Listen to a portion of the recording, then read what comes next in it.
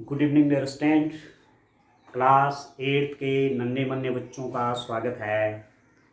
कैसे हैं आप लोग?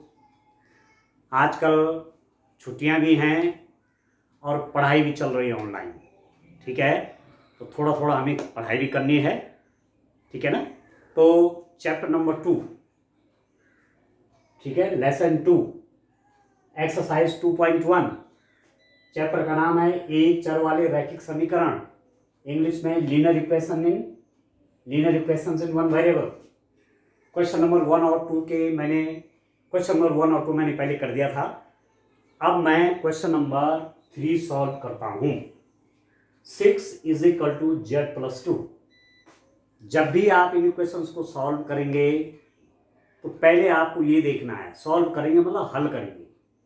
ठीक है, तो आपको ये देखना है कि इसमें चर क्या है, इसमें वेरिएबल क्या है, वो कौन सी चीज है जिसकी वैल्यू आप नहीं जानते, वो कौन सी चीज है जिसका मान आपको नहीं ज्ञात। तो 6 तो आप जानते हैं, 2 भी आप जानते हैं, जेड नहीं जानते। जेड क्या है? तो यही तो है चर, यही तो है वेरिएबल, चर। ठीक है, यही तो है वेरिएबल। वेरिएबल इसकी वैल्यू नहीं पता, इसको चर कहते हैं। हिंदी में चर कहेंगे, इंग्लिश में कहेंगे वेरिएबल। तो हमको इसकी वैल्यू चाहिए। ठीक है, अब क्या करेंगे, ये क्या है? कांस्टेंट, स्थिर, अचर। ये चर, तो इसको इसके साथ ले लेंगे। ठीक है, अचर अचर एक साथ, चर चर एक साथ। तो चर तो एक ही है, कांस्टेंट कांस्टेंट एक साथ, और वेरिएबल वेरिएबल एक साथ। तो इसको यहां ले लेते हैं। तो क्या होगा, इस समय ये +2 जो है, इसका साइन है +2 धन 2। इसको जब लेफ्ट हैंड साइड में लाएंगे, समय राइट हैंड साइड में, इसको जब लेफ्ट हैंड साइड में लाएंगे तो इसका साइन बदलेगा। यहां प्लस है तो ये माइनस हो जाएगा इधर आके। ठीक है, ठीक है ना? मतलब जब कोई भी वेरिएबल हो या कांस्टेंट हो, कोई चर हो या अचर हो, जब अपना पक्ष बदलेगा, लेफ्ट हैंड साइड से राइट हैंड साइड या राइट हैंड साइड से लेफ्ट हैंड साइड जाएगा, तो उसका साइन चेंज होना है, उसका चिन्ह बदलना है। तो इसको मैं यहां ला रहा हूं, यहां इसका चिन्ह धन है तो यहां आके ऋण हो जाएगा। 6 अपनी ही जगह है तो इस पर कोई अंतर नहीं पड़ेगा। दिस इंप्लाइज दैट, मैं आपसे क्या कह रहा हूं, 6 प्लस को इसके साथ लाएंगे तो माइनस हो जाएगा, +2 को इसके साथ लाएंगे तो लेफ्ट हैंड साइड में ला रहे हैं राइट हैंड साइड से, तो -2 हो गया इज इक्वल टू जेड। ठीक है, या आप जानते हैं, और इंग्लिश में बोलते हैं और, या 6 - 2 कितना हो गया? 4 is equal to z. 4 is equal to z बोलो या जेड इज इक्वल टू 4 बोलो, एक ही बात है। 4 इज इक्वल टू जेड बोलो या जेड इज इक्वल टू 4 बोलो। तो ये हो गया हल, समीकरण का हल। हल ही बोल रहा था ना, समीकरण का हल, समीकरण का हल। इंग्लिश में बोलते हैं solution, solution of the equation, solution of equation.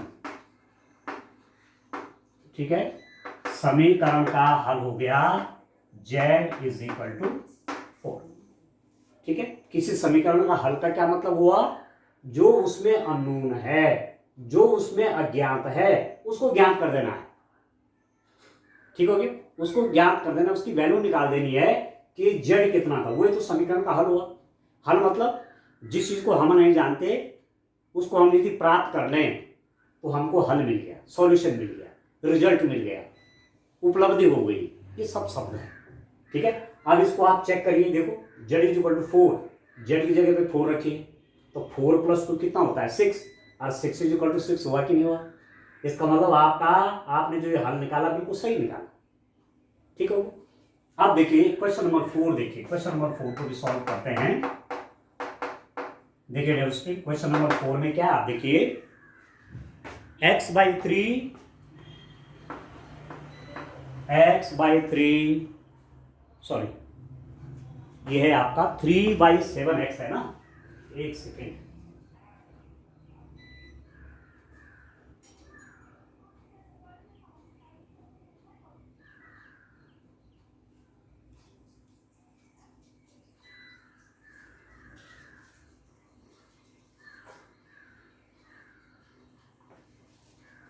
देखिए क्वेश्चन जरा ठीक कर लेते हैं। क्वेश्चन हमारे पास क्या है, चलो इसको भी आप साफ कर लेते हैं, यही लिख लेते हैं, ठीक है।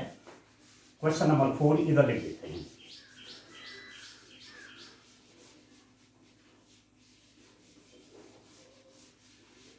देखिए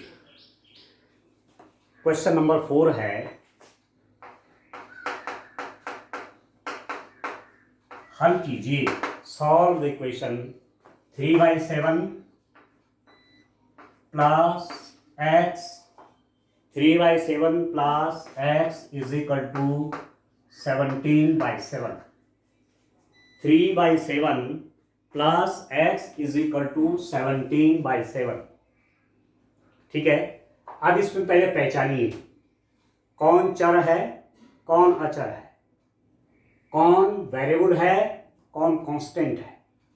तो ये तो अचर है, अचर जिसको आप जानते हैं, जो बदलेगा नहीं, इसको भी आप जानते हैं, इसको भी जानते हैं आप, इनकी वैल्यूज। तो ये तो कांस्टेंट हो गए, अचर हो गए।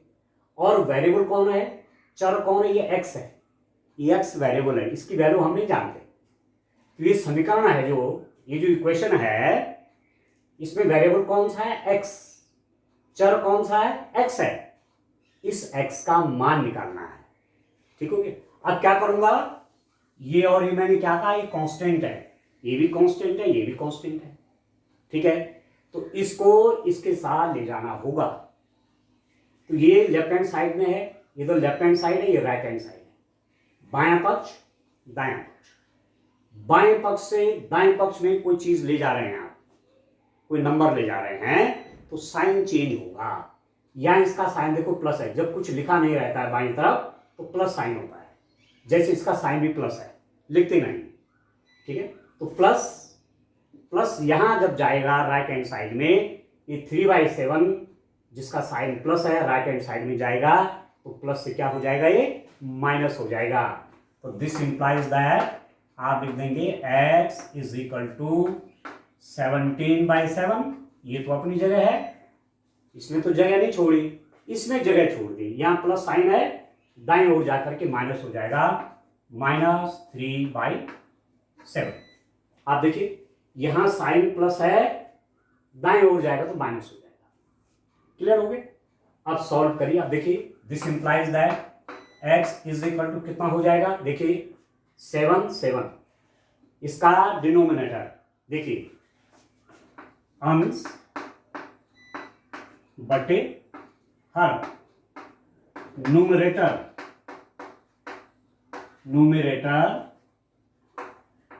डिवाइडेड बाय डिनोमिनेटर, ठीक है। ये भी आपको ध्यान रखना। मैं आपसे कह रहा था कि इंग्लिश की अपनी कॉपी बना लीजिए, डिक्शनरी कॉपी, उसमें इंग्लिश वर्ड लिखने हैं और उनका हिंदी मीनिंग। न्यूमरेटर अंश, डिनोमिनेटर हर, ऐसा लिखिए, ठीक हो गया।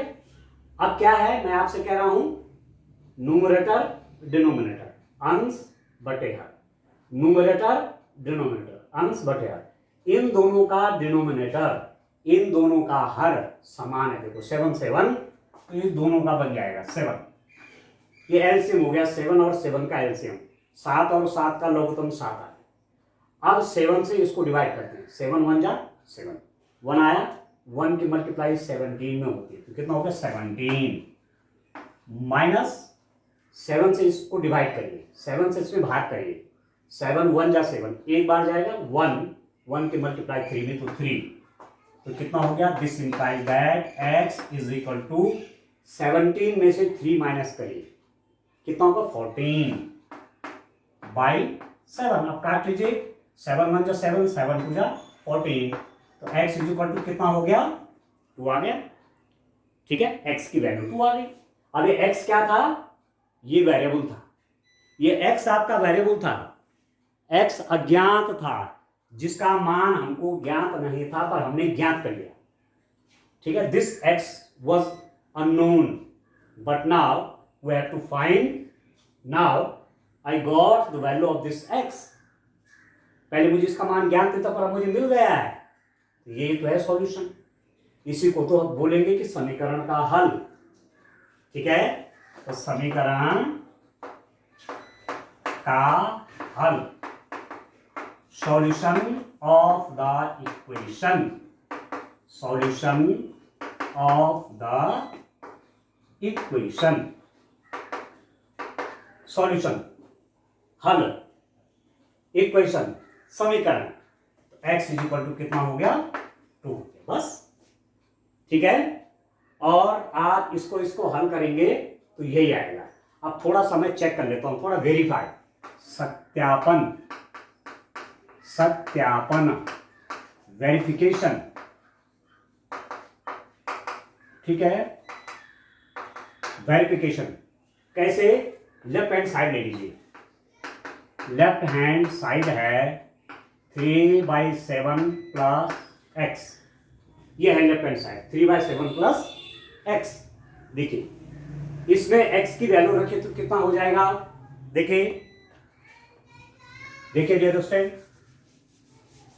हमारे पास x कितना आया, x 2 आया, तो 3/7 प्लस 2। अब इन दोनों को आपको जोड़ देना है, एडिशन करना है, जोड़ना। इसका हर है 1, तो 7 और 1 का एलसीएम हुआ 7, 7 और 1 का लघुत्तम 7 आया। अब करिए 7 से इसको डिवाइड करिए, 7 1 जा 7, 1 आया, 1 की मल्टीप्लाइजेशन तो 3, प्लस 1 से इसको डिवाइड करिए, 1 7 जा 1 7 7, 7 आया, 7 की मल्टीप्लाइज में 7 2 जा 14, और ये कितना होता है 14 प्लस 3 कितना 17/7 आ गया राइट हैंड साइड।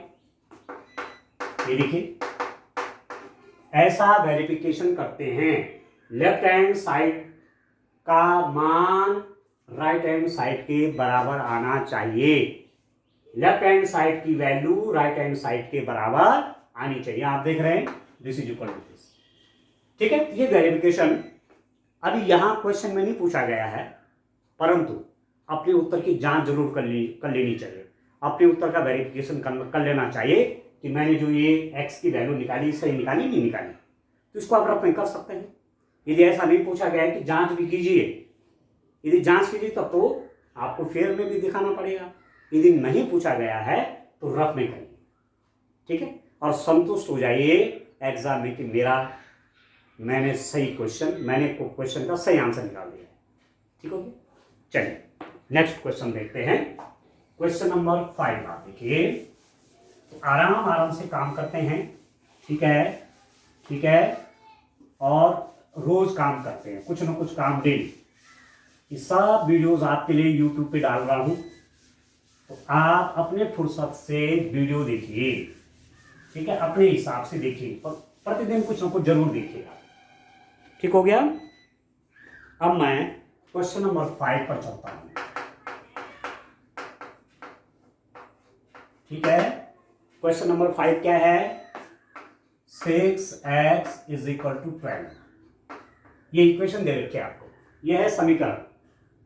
कितने वेरिएबल के, 1 वेरिएबल, देखो वेरिएबल है, ये चर है, इसकी वैल्यू चाहिए।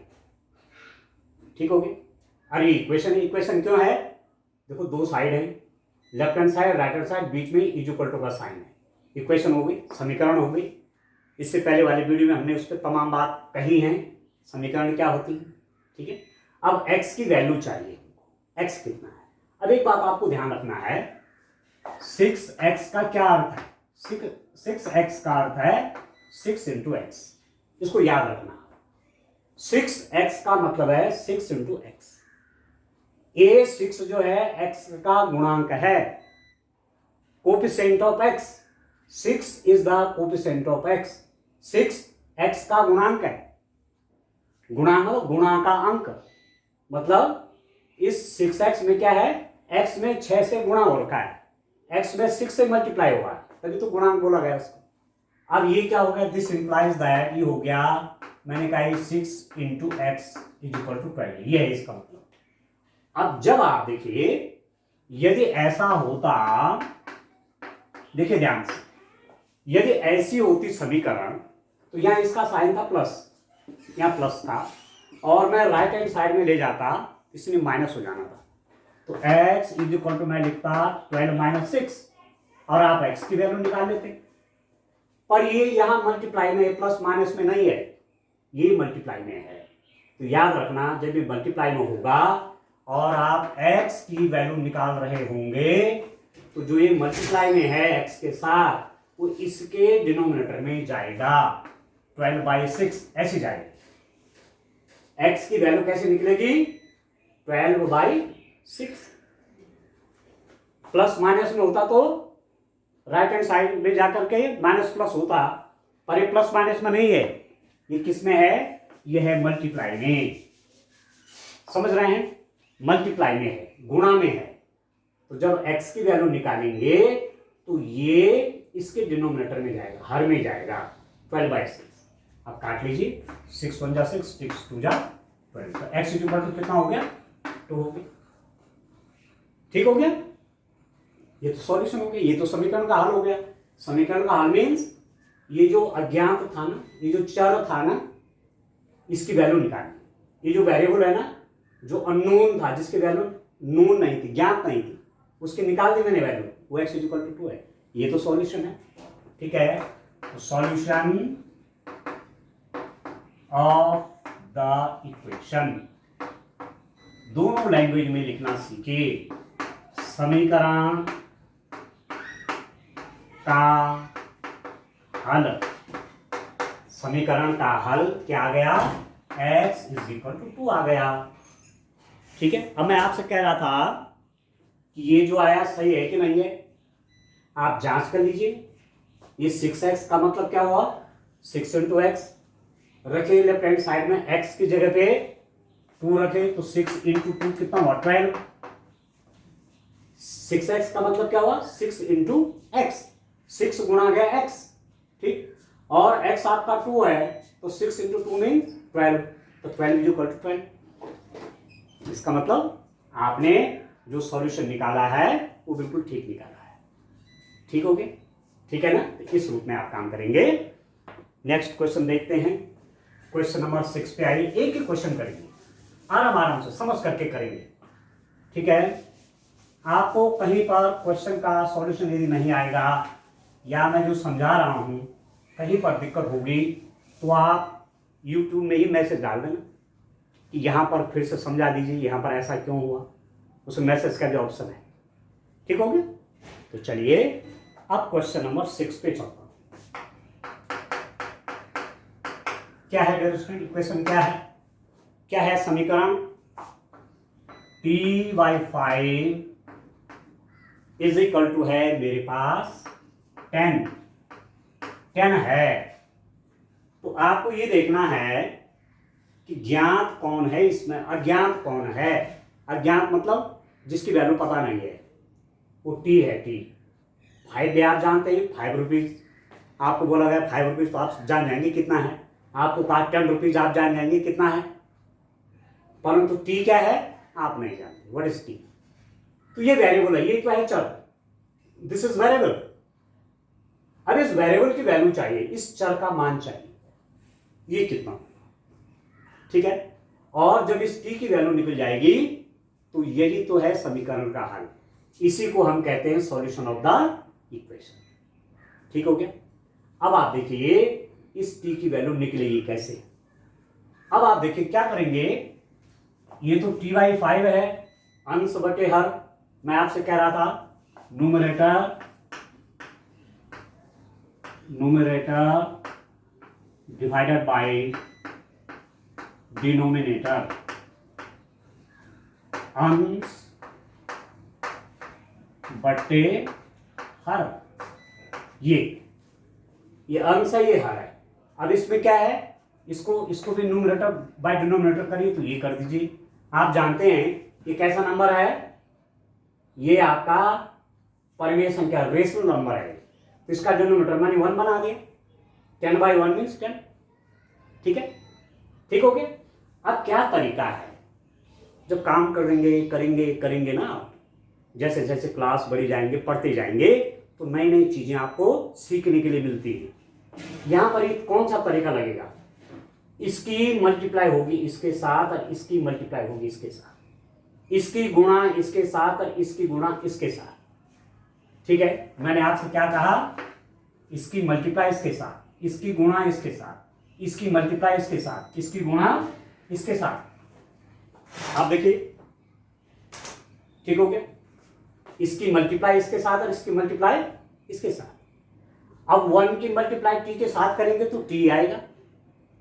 किसी भी संख्या में, किसी भी नंबर में आप 1 से मल्टीप्लाई करेंगे तो वही नंबर मिलता है। तो टी की मल्टीप्लाई 1 के साथ है तो टी रहेगा, इसमें तो कोई चेंज नहीं आया। इज इक्वल टू इसकी मल्टीप्लाई इसके साथ, तो 5 × 10। ठीक हो गया, समझ गए, इसकी इसके साथ, इसके इसके साथ।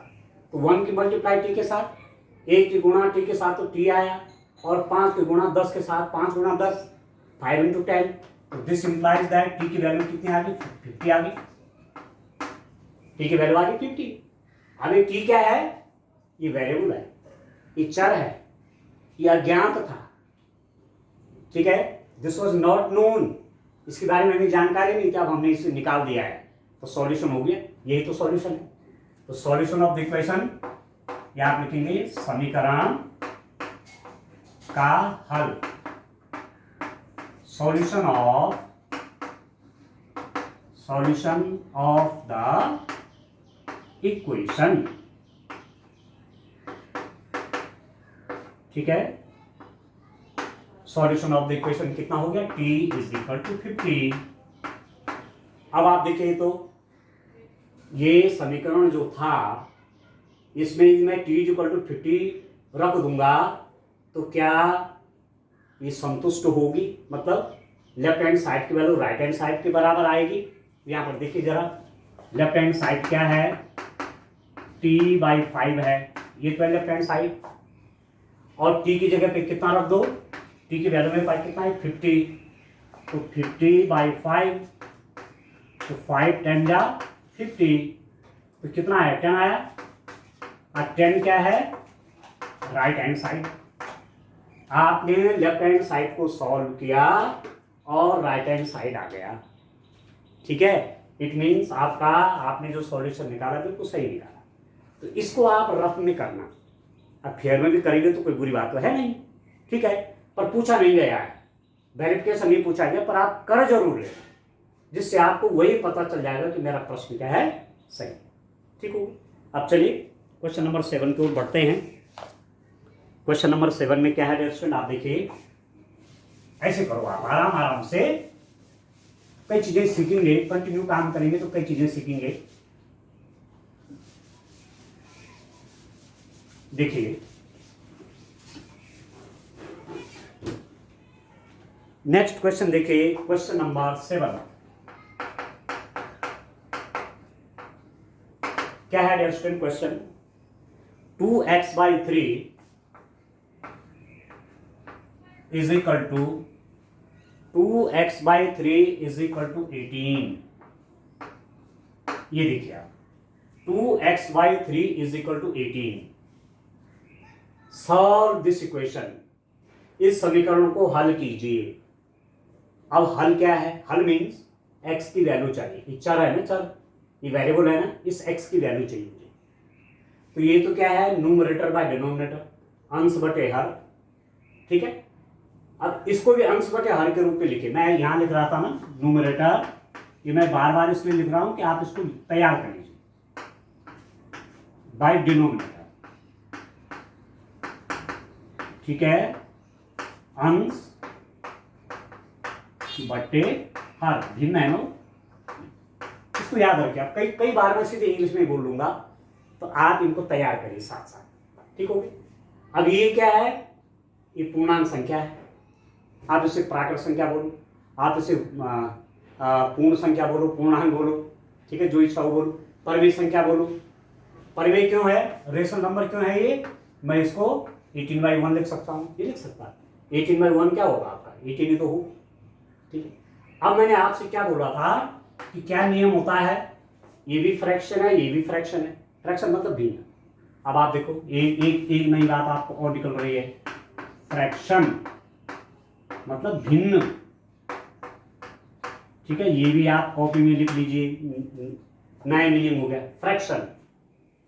ठीक है, भिन्न, इसकी मल्टीप्लाई इससे और इसकी मल्टीप्लाई से, क्रॉस मल्टीप्लिकेशन कहते हैं इसको, वज्र गुणन, ऐसे इधर से इधर मल्टीप्लाई, इधर से इधर, ऐसा है मल्टीप्लिकेशन, यूं इसकी यहां मल्टीप्लिकेशन है, इसकी यहां, तो 1 की मल्टीप्लाई तो 2x से होगी, 2x into 1 is equal to, इसकी मल्टीप्लाई इसके साथ होगा 3 इंटू 18, ठीक है डियर स्टूडेंट। अभी क्या होगा, 2x की मल्टीप्लाई यदि 1 के साथ होगी तो 2x ही रहेगा, इसमें तो कोई अंतर नहीं पड़ेगा, तो 2x is equal to 3 into 18। अब फिर वही बात आती है जैसे पीछे बात आई थी कि 6x का क्या मतलब है, what is the meaning of 6x, इसका मीनिंग है 6 into x, coefficient of x is 6, x का गुणांक 6 है, गुणांक, गुणांक मतलब x में किससे मल्टीप्लाई है, किससे गुणा किया गया है, 6 से, वैसे ही 2x भी है, 2x को कैसे लिखेंगे, 2 इंटू एक्स लिखेंगे, तो वही मैंने 2x को क्या लिखा, 2 into x is equal to 3 into 18। अब यदि धन ऋण में होता तो यहां जाकर के ऋण धन होता, पर ये तो गुणा में इसके साथ, ठीक है। अब यदि आप x का मान निकालना चाहेंगे तो ये 2 कहां जाएगा, ये इसके नीचे जाएगा, डिनोमिनेटर में, हर में जाएगा, 3 इंटू 18/2, समझ गए, x की वैल्यू चाहिए, ये इसके साथ मल्टीप्लाई में है, गुणा में है, ये इसके डिनोमिनेटर में चले जाएगा, ठीक है। अब आप करिए, काट दीजिए, 2 9 जा 18, तो x इज इक्वल टू हो गया 27, x इज इक्वल टू कितना हो गया, 27 वैल्यू आ गई, x का मान 27 आ गया, और x क्या था, वेरिएबल, x था चर, अज्ञात था ये, दिस वॉज नॉट नोन, इसे कोई जानकारी नहीं थी हमें, हमने निकाल दी इसकी वैल्यू कितना है, तो ये तो सॉल्यूशन होगा, ये तो हल होगी, ठीक है। तो solution of the equation, solution of the equation, समीकरण का हल, समीकरण का हल कितना होगा जस्टिन, x इज इक्वल टू 27, बस ये इक्वेशन, ये इस समीकरण का हल हो गया। अब यदि आप चेक करना चाहते हैं कि मेरा सही निकला कि गलत, ठीक है, मैंने जो ये निकाला x is equal to 27, x की वैल्यू 27, ये सही है कि गलत, जरा चेक कर लेते हैं, तो चेक कर लीजिए, लेफ्ट हैंड साइड में वैल्यू रखे, आपको राइट हैंड साइड आ जाना चाहिए, ये लेफ्ट हैंड साइड है मतलब बाएं पक्ष, ये राइट हैंड साइड है मतलब दाएं पक्ष, यहाँ x की वैल्यू रख देता हूँ 27, क्या इसके बराबर आता है कि नहीं आता, 18 के बराबर, ठीक है। तो मेरे पास क्या है, लेफ्ट हैंड साइड, देखिए लेफ्ट हैंड साइड मीन्स बायां पक्ष, LHS लिखे सीधे, 2x/3, इसका मतलब क्या हुआ, इसका मतलब हुआ 2 इंटू x/3, अभी बात हुई थी कि 2x का मतलब हुआ 2 इंटू x/3, अब x की जगह पे 27 रखना है, तो 2 इंटू 27/3, जहां x है वहां 27 रखिए, काट लीजिए, 3 9 जा 27 और 9 2 जा 18, 9 2 जा 18, और ये हो गया RHS, आ गया राइट हैंड साइड, देखो राइट हैंड साइड 18 तो है, लेफ्ट हैंड साइड को हल किया, राइट हैंड साइड आ गया, इसका मतलब ये जो इक्वेशन है, ये जो इक्वेशन का सॉल्यूशन आया, जो समीकरण का हल आया बिल्कुल सही है, तो ऐसा चेक भी कर लेना, ठीक हो गया, ठीक है, ये मैं आपसे कह रहा हूं, ठीक है दोस्तों। अब एक क्वेश्चन और देखते हैं, क्वेश्चन नंबर 8, तो इस टाइप से आप इन क्वेश्चंस को करें, ठीक है, सरल सरल है, और जब आपको सरल आ जाएंगे तब धीरे धीरे आपको थोड़ा टिपिकल की ओर चलते हैं, तब थोड़ा टिपिकल क्वेश्चन है, तो पहले थोड़ा सरल सीख लीजिए सब, ठीक है। चलिए नेक्स्ट क्वेश्चन देखता हूं, क्वेश्चन नंबर मेरे पास है 8, क्वेश्चन नंबर 8 क्या है क्वेश्चन, देखिए 1.6 इज इक्वल टू y/1.5, ये इसको देखिए, यहां इस समीकरण को हल करना है। समीकरण को हल करने का मतलब है कि मुझे y की वैल्यू चाहिए। y है क्या? चर। y क्या है? y है वेरिएबल। ठीक है, y आपका वेरिएबल है, इसकी वैल्यू नहीं पता, इसकी वैल्यू चाहिए। कैसे निकलेगी देखो, ये तो 1.6 है, आप चाहो इसको ऐसे बना लो, ठीक है ना। ये अंश बटे हर के रूप में, ये फ्रैक्शन के फॉर्म में, फ्रैक्शन भिन्न, जैसे आप लिखते हैं 2/3, ये फ्रैक्शन है, ये भिन्न है। या आप लिखते हैं x/y, ये फ्रैक्शन है, इसको भिन्न कहते हैं, हिंदी में भिन्न, इंग्लिश में फ्रैक्शन। तो वही है, ये फ्रैक्शन की फॉर्म में है, इसको भी फ्रैक्शन बना लीजिए, क्योंकि परिमेय संख्या है 1/6, इसके डिनोमिनेटर 1 कर लीजिए। अब क्या होगा, तरीका क्या है, इसकी मल्टीप्लाई इसके साथ है, इसकी मल्टीप्लाई इसके साथ है, इसमें इससे मल्टीप्लाई होना है, इसमें इससे होना, तो करिए। This implies that 1 into y is equal to इसकी मल्टीप्लाई इसके साथ, ठीक हो गया। 1 into y, तो 1 से किसी नंबर में मल्टीप्लाई करेंगे तो वही रहेगा y इज इक्वल टू, आप मल्टीप्लाई कर लीजिए। 15 6 जा 99, और 15 1 जा 15, और 19 24। ये देखिए, अब डेसिमल देखिए, पहले सिंपल सा 16 और 15 का मल्टीप्लाई करिए, 16 और 15 का, ठीक हो गया। ठीक है, अब आप डेसिमल कहां पर लगाएंगे, देखो डेसिमल के बाद एक डिजिट यहाँ है, डेसिमल के बाद एक डिजिट यहाँ है, दशमलव के बाद एक अंक क्या है, दशमलव के बाद एक अंक क्या है, तो दशमलव के बाद दो अंक हुए कि नहीं हुई, 1 2 हो गए ना। दशमलव के बाद एक अंक क्या है, दशमलव के बाद एक अंक क्या है, डेसिमल के बाद 1 डिजिट क्या है, डेसिमल के बाद 1 डिजिट क्या है, इंग्लिश और हिंदी दोनों में कह रहा हूं। तो डेसिमल के बाद दोनों मिला के कितने हो गए, 1 और 2। अब यहां डेसिमल कहां लगेगा, यहां इधर से काउंट करेंगे लेफ्ट की तरफ, 1 2, यहां समझ में, जैसे इधर से क्या 1, डेसिमल के बाद 1 डिजिट, डेसिमल के बाद 1 डिजिट, तो 2 डिजिट हो गए यहाँ डेसिमल के बाद, एक है एक है। जब मल्टीप्लाई होगा तो डेसिमल में जो भी आएगा पहले मल्टीप्लाई करेंगे, और दशमलव कहां पर लगेगा, ऐसे काउंट करेंगे 1 2, यहां पर आ गया। आप चाहो तो इस जीरो का कोई महत्व नहीं है, ठीक है, इस जीरो का कोई महत्व नहीं है, यहां आप 1 जीरो बढ़ाओ, 2 बढ़ाओ, 3 बढ़ाओ, तो दिस इंप्लाइज दैट, ऐसा भी लिख सकते हैं कि y इज इक्वल टू 2.4, ये आ गया 2.4। ठीक है, अब आप चाहते हैं कि जो आपने काम किया, जो आपने वैल्यू निकाली, वो सही है कि नहीं है, ठीक है, आपका सही आया कि नहीं आया, तो इसमें देख लीजिए, यहीं पर, यहां पर देखो चाहे वहां पर देखो, बात एक ही है, यहां भी y की वैल्यू रख देंगे तो y कितना है 2.4, और इन दोनों का मल्टीप्लाई कितना 2.4 हो गया, सत्यापन, ठीक है ना। तो इस रूप में डियर स्टूडेंट आपको काम करना है। एक क्वेश्चन और कर लेते हैं, ठीक है, तब आज की क्लास को समाप्त करें। बहुत ज्यादा काम नहीं कराएंगे, आराम आराम से, परंतु करेंगे आप डेली, ठीक है। एक क्वेश्चन मैं और लिखता हूं, क्वेश्चन नंबर मैं ले लेता हूं 9। क्या है क्वेश्चन नंबर 9 में, 7x minus 9, 7x minus 9 is equal to 16, ये है समीकरण।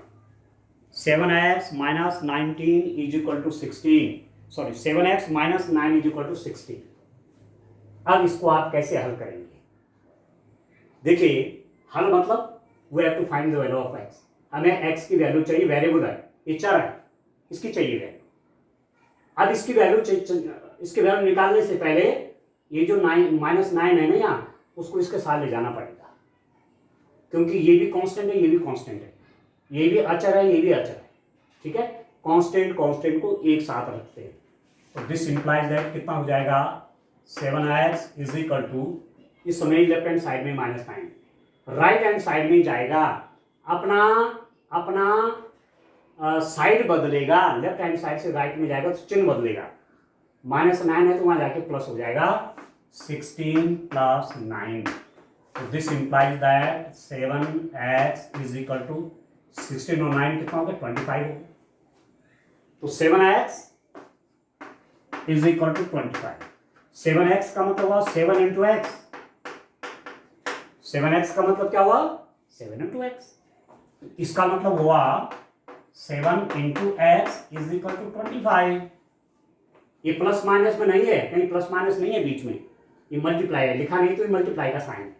और मैंने आपसे बताया था कि मल्टीप्लाई में है कोई नंबर तो यदि आपको x की वैल्यू चाहिए तो ये 7 कहाँ जाएगा इस 25 के डिनोमिनेटर में, 25 का हर बना देगा इस 7। बस ठीक हो गया, ये है सॉल्यूशन। ये तो सॉल्यूशन आ गया 25/7। तो समीकरण का हल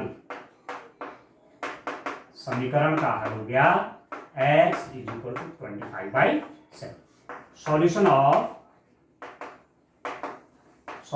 ऑफ द इक्वेशन क्या आ गया, समीकरण का हल x इज इक्वल टू 25/7। अब थोड़ा चेक कर लेता हूं कि जो x की वैल्यू आई वो सही आई कि नहीं आई। ठीक है, तो मैं लेफ्ट हैंड साइड में रख लेता हूं। लेफ्ट हैंड साइड देखिए तो 7x माइनस 9 है। ठीक है, 7x माइनस 9, 7x का मतलब क्या हो 7 इंटू एक्स। अब रखिए 7 इंटू एक्स, एक्स की जगह पे है 25/7, ये देखिए माइनस 9। मैंने x की जगह पे 25/7 रखा, जो मेरा सॉल्यूशन निकला था, जो वेरिएबल की वैल्यू निकली, जो चर का मान निकला। अब 7 1 जो 7 कट गया, तो 25 माइनस 9 कितना होता है 16 होता है। तो आ गया ना 16, राइट हैंड साइड आ गया, ये आ गया राइट हैंड साइड। ठीक है, इसका मतलब वेरिफिकेशन, इसका मतलब जो वेरिफिकेशन आपने किया आपके वेरिफिकेशन के हिसाब से बिल्कुल सही आया है, तो ये सॉल्यूशन है। ठीक, तो इस रूप में हम क्वेश्चन करेंगे आराम से। तो आराम से काम करिए, डेली काम करिए। ठीक है, आज के लिए इतना काफी है। Thank you, bye bye.